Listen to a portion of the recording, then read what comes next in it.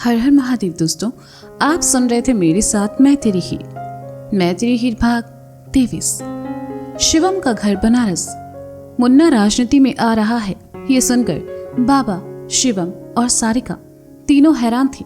और बेचारी आई, उनके हाथ से तो अचार का मर्तबा ही गिर गया। आई फटी आंखों से मुन्ना को देखने लगी।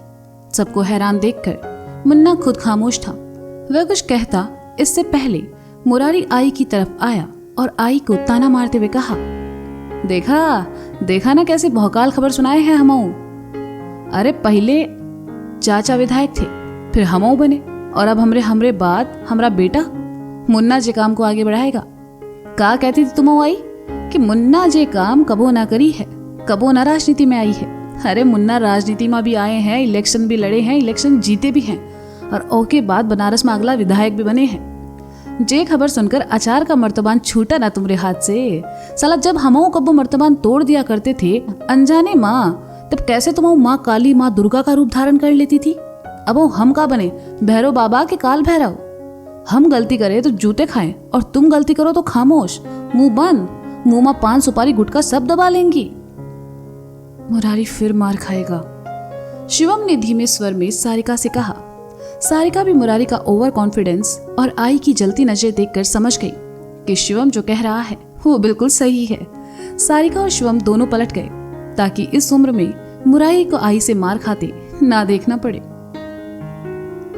का शिवम भैया, का भाभी, मुंह काहे घुमा लिया। हाँ समझ गए, जे उम्र में आई को गलती करते देखकर शर्म आ रही होगी ना दोनों को। अरे शर्म तो हमें भी। मुरारी ने इतना ही कहा कि एक चांटा आकर पड़ा उसके गाल पर और आगे के शब्द उसके मुंह में ही रह गए। अनु ने देखा तो मुरारी से नजरें हटाकर इधर उधर देखने लगी। वही बेचारे मुन्ना ने अफसोस से अपनी आंखें बंद कर ली और शिवम सारिका तो पहले ही दूसरी तरफ मुंह घुमा चुके थे। ये चांटा मारा था आई ने मुरारी को। बाबा भी खामोशी से कावेरी को देखने लगे तो आई ने मुरारी को गरियाते हुए कहा, का रे मुरारी, तुम बके जा रहे और हम सुने जा रहे।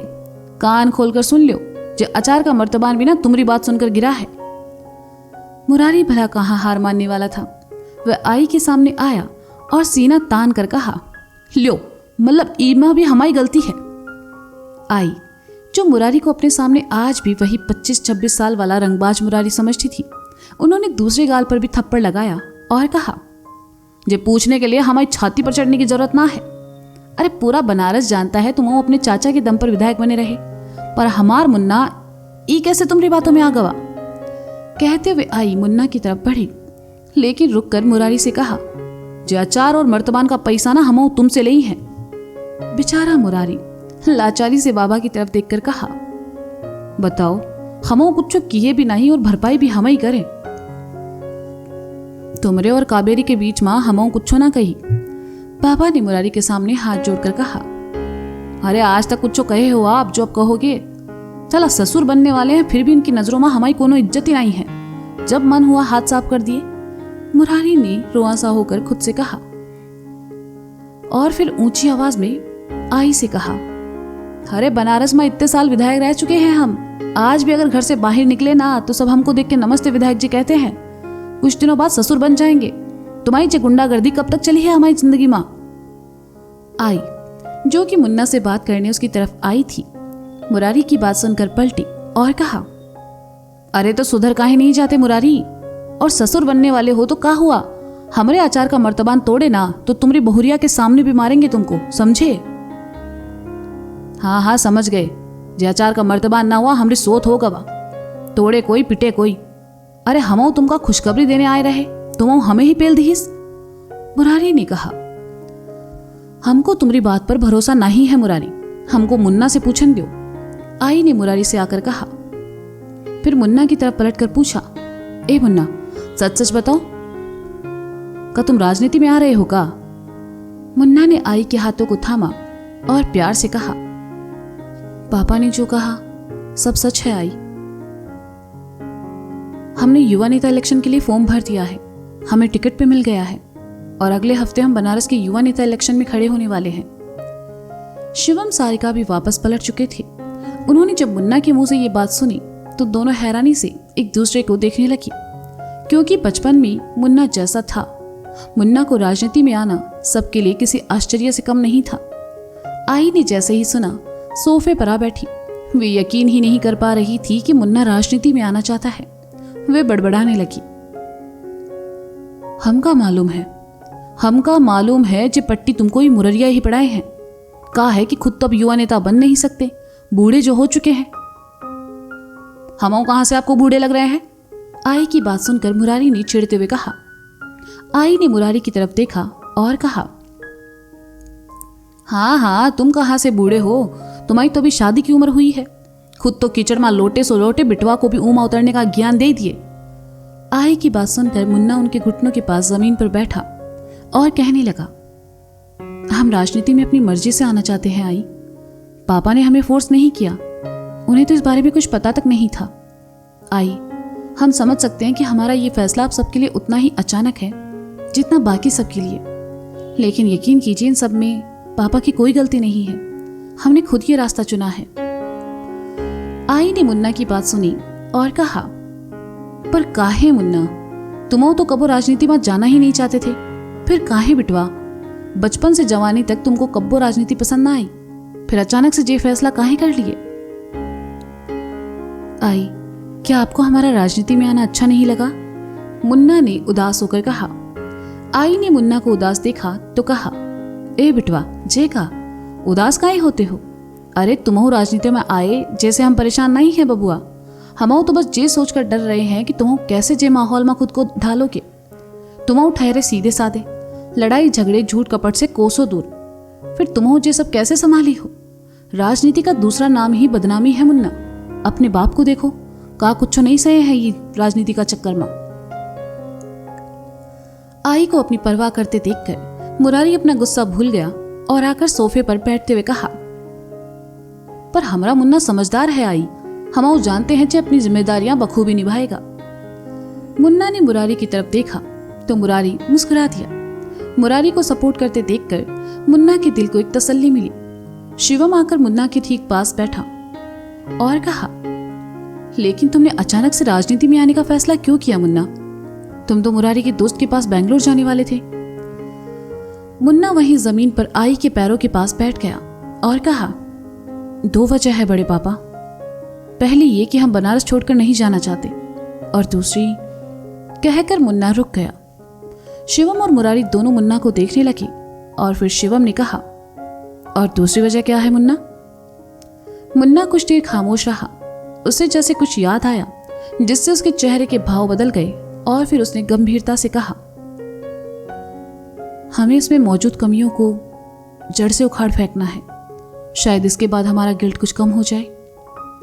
मुन्ना की बात सुनकर शिवम की आंखों के सामने उर्वशी का चेहरा आ गया। वह समझ गया कि मुन्ना क्या कहना चाहता है। मुरारी ने मुन्ना की बात समझने की ज्यादा कोशिश नहीं की। वह तो बस ये जानकर ही खुश था कि मुन्ना राजनीति में आ रहा है। सारिका सबके लिए चाय बनाने किचन में चली गई। अनु भी उसकी मदद करने चली आई। सारिका को मुन्ना की चिंता होने लगी। उसे खामोश देखकर अनु ने उसके कंधे पर हाथ रखा और कहा, दी परेशान मत होइए, हमारा मुन्ना बहुत समझदार है। वो भले ही हम सबसे अलग हो, शांत हो, लेकिन इस मामले में मुरारी पर गया है, सब ठीक होगा। सारिका ने कहा, चलिए आप चाय बनाइए, मैं चाय के साथ सबके लिए कचौड़ियां बना लेती हूँ। अनु ने अपनी साड़ी का पल्लू कमर में खौंसते हुए कहा। सारिका ने हाथ पकड़कर उसे रोका और कहा, इसकी कोई जरूरत नहीं है, मुझे पता था तुम आ रही हो, इसलिए मैंने सुबह ही भोला से कहकर कचौरियां बनवा दी थी। थोड़ी एक्स्ट्रा भी बनवाई है, जाते वक्त घर ले जाना। अनु सारिका के गले आ लगी और कहा, हो दी आप कितनी अच्छी हैं। सारिका मुस्कुरा दी और सबके लिए चाय बनाने लगी। माहौल को गंभीर होते देखकर बाबा ने सोफे की तरफ आते हुए कहा, अरे भाई मुन्ना राजनीति में आना चाहता है तो क्या हुआ?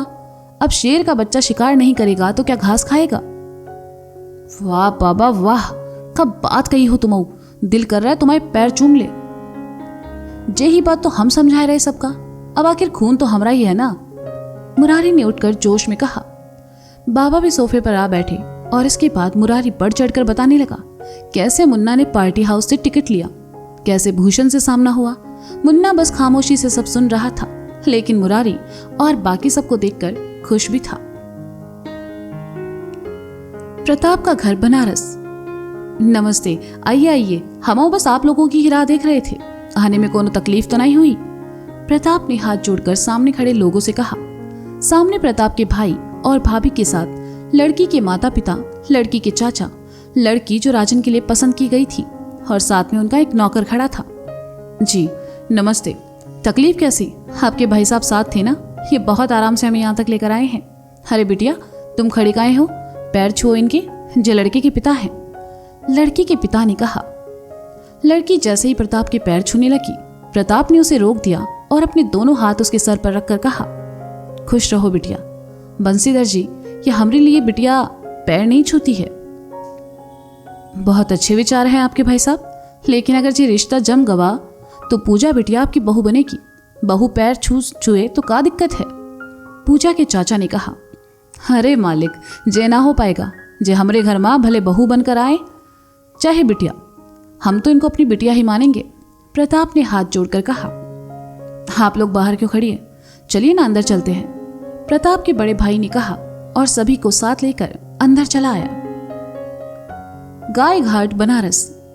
घाट की सीढ़ियों पर लड़कों के साथ बैठा भूषण सिगरेट के कश लगा रहा था। बगल में बैठा एक लड़का उसके हाथ दबा रहा था और बाकी दो लड़के वहीं बैठे इधर उधर की बातें कर रहे थे।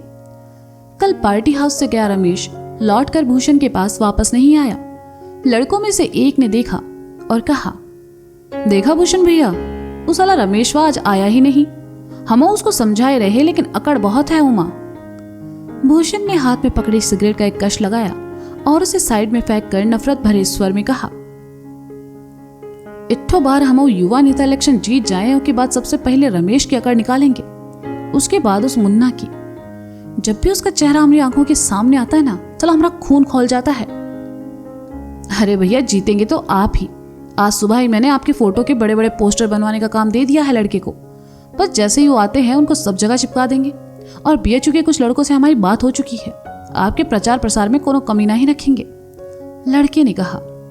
अरे जियो राजा, इलेक्शन जीतने के बाद शानदार पार्टी देंगे हमारी तरफ से, भूषण ने खुश होकर कहा। भूषण के मुंह से पार्टी का नाम सुनकर लड़के भी खुश हो गए। भूषण अपनी जीत के ख्याल की खुशी महसूस कर पाता इससे पहले ही उसका एक लड़का वहां आया और कहा, भूषण भैया, भूषण भैया। का बे, इतना जल्दबाजी में काहे हो? भूषण ने सीढ़ियों पर सुस्ताते हुए कहा।